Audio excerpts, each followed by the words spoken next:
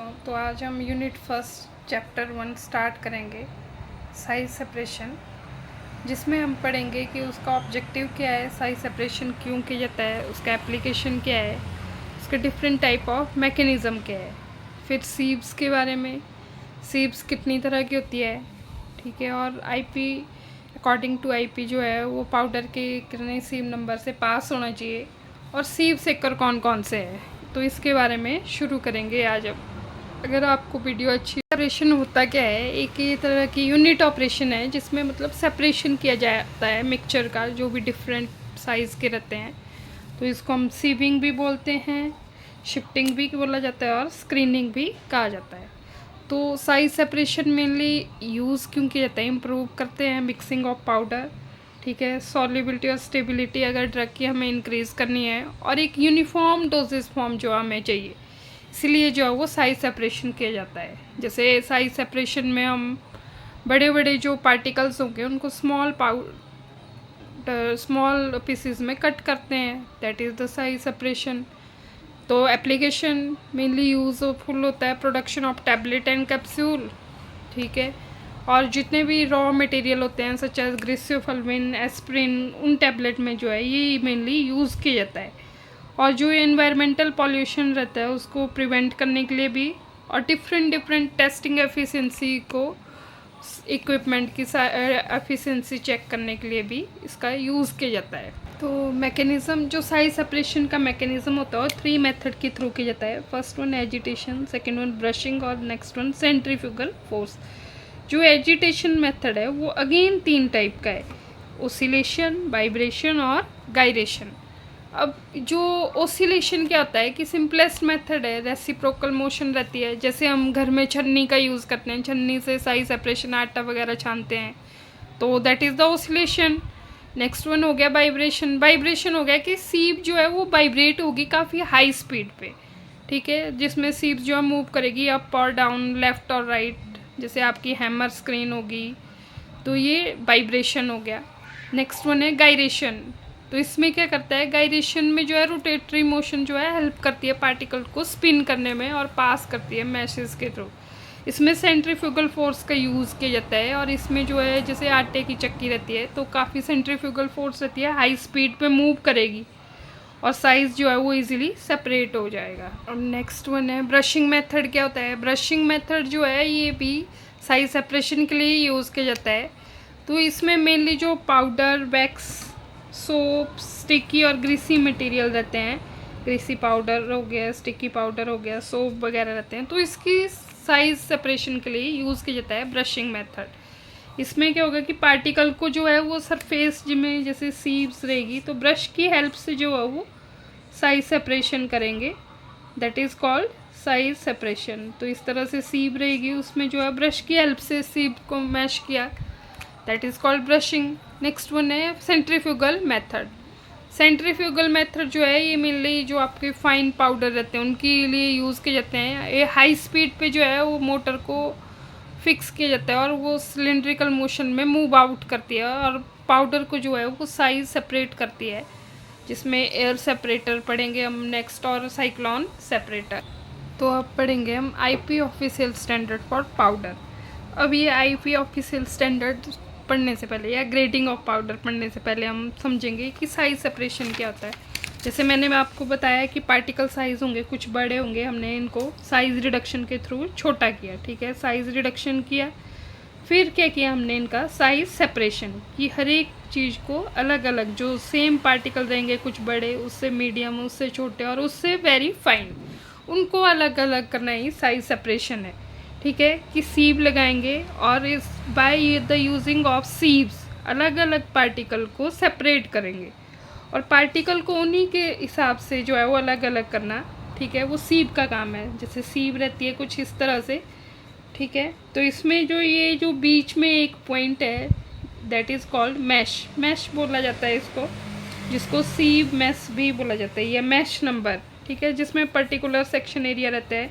जैसे इस सीव्स में पर्टिकुलर सेक्शन एरिया है 20, तो अगर हम पर्टिकुलर किसी एक सेक्शन को ले लें, पर्टिकुलर एक सेक्शन ले लिया, तो हम क्या करेंगे कि इसमें हम टोटल कितने और इसको डिवाइड कर सकते हैं, कितना डिवाइड कर सकते हैं। जैसे हमने सपोज इसको डिवाइड कर दिया और इसको 8 या 9 सेक्शन में, तो ये हो गया मैथ्स नंबर 9 हो गया आपका, ठीक है। तो उसी तरह जो है वो सीव नंबर के भी डिफरेंट नंबर होते हैं। सीव नंबर 8, सीव नंबर 10, 22, 44, 85, 100, 120। तो सीव के नंबर को जितना हम इंक्रीज़ करेंगे, ठीक है, तो पाउडर का साइज़ उतना ही डिक्रीज़ होगा। तो सीव का नंबर जैसे जैसे बढ़ गया तो पाउडर का साइज़ क्या हो गया, घट गया।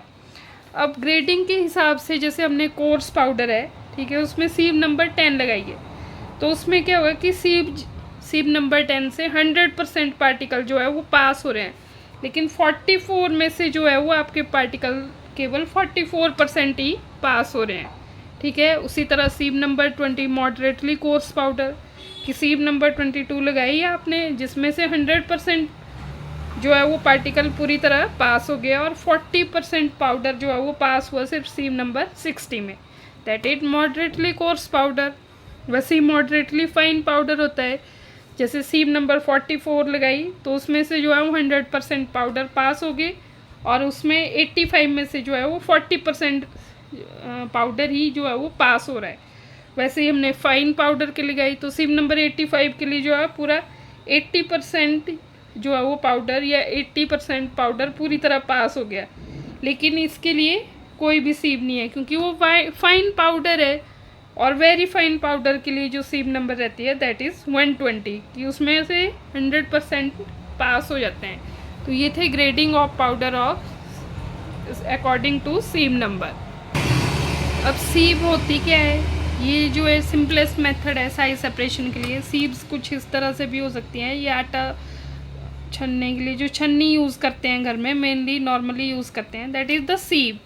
तो ये आपकी ब्रास की हो सकती है, ब्रॉन्ज की हो सकती है, या किसी भी मेटल की या मेटल की जो है वो हो सकती है। तो सीव जो है वो 4 तरह की है, woven wire sieve, bolting cloth sieve, next one है आपकी बार स्क्रीन सीव और पंच प्लेट सीव। तो ये 4 तरह की सीव है। तो इसमें जो सीव है वूवन वायर सीव, इसको मेनली यूज़ किया जाता है सेपरेशन ऑफ फाइन पार्टिकल। जैसे प्लेन बीम में पार्टिकल रहेंगे, ये रोलर मिल और बॉल मिल में यूज़ होती है, और ये जो है ट्विल्ड बीम इस तरह से रहेगी शेप इसकी, जो कि यूज़ की जाती है बॉल मिल में, इनको हैंड शेप भी बोला जाता है। नेक्स्ट वन है बोल्टिंग क्लॉथ सीव, ये जो है आपकी नाइलॉन क्लॉथ की बनी होती है और यूज़ होती है सेपरेशन ऑफ फाइन पाउडर के लिए। थर्ड वन सीव जो है वो बार स्क्रीन सीव है, कुछ बार्स की तरह शेप बनी होती है जो कि आयरन और आपकी एल्युमिनियम की बनी होती है। जो लार्ज और हैवी पार्टिकल होते हैं उनके लिए जो है ये मेनली यूज़ की जाती है। नेक्स्ट है पंच्ड प्लेट, ये कोर्स पाउडर जो रहते हैं उसके लिए यूज़ होती है और इसमें कुछ इस तरह से परफोरेटेड स्क्रीन्स भी रहती है और ये जो है इस तरह से भी रहती है। तो ये राउंड भी हो सकती है आपकी, ओवल भी हो सकती है, स्क्वायर भी और रेक्टेंगुलर भी हो सकती है। नेक्स्ट है इक्विपमेंट फॉर साइज रिडक्शन, जिसको हम सीव सेकर मशीन भी बोलते हैं। इसका जो प्रिंसिपल है वो डिपेंड करता है एजिटेशन के ऊपर, ठीक है। इसमें जो फोर्स रहती है या जो वाइब्रेशनली फोर्स रहती है इसमें जो कोर्स पाउडर है उसको सबसे टॉप वाली सीव में जो है वो ऐड किया जाएगा। जैसे टॉप में आपकी लगी सीव नंबर 8 लगी, यहाँ पे 10 लगी, इधर 22, फिर 44, 85, 100, 120 और लास्ट में एक पेन रहेगा, ये रिसीविंग पेन। तो इस तरह से ये सीव नंबर जो है अलग अलग हो सकते हैं। तो ये जो है नंबर ऑफ सीव रहती है जो कि स्टेनलेस स्टील की बनी होती है, और एक होल्डर और स्टैंड जो कि होल्ड करके रखता है सीव्स को, जो कि आपके एल्यूमिनियम का हो सकता है या आयरन का हो सकता है। कंस्ट्रक्शन में इसमें बता सकते हैं कि इसमें इंडिकेटर बल्ब भी रहता है, स्विच रहता है ऑन ऑफ के लिए, और टाइमर भी रहता है सेट करने के लिए।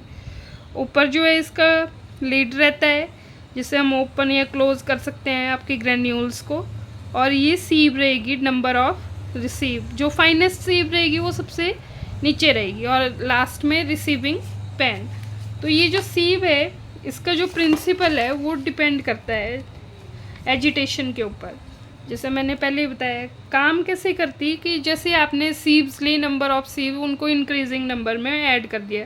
पहले सीव नंबर 10 लगा ली, 22, 44, 60, 85, 100।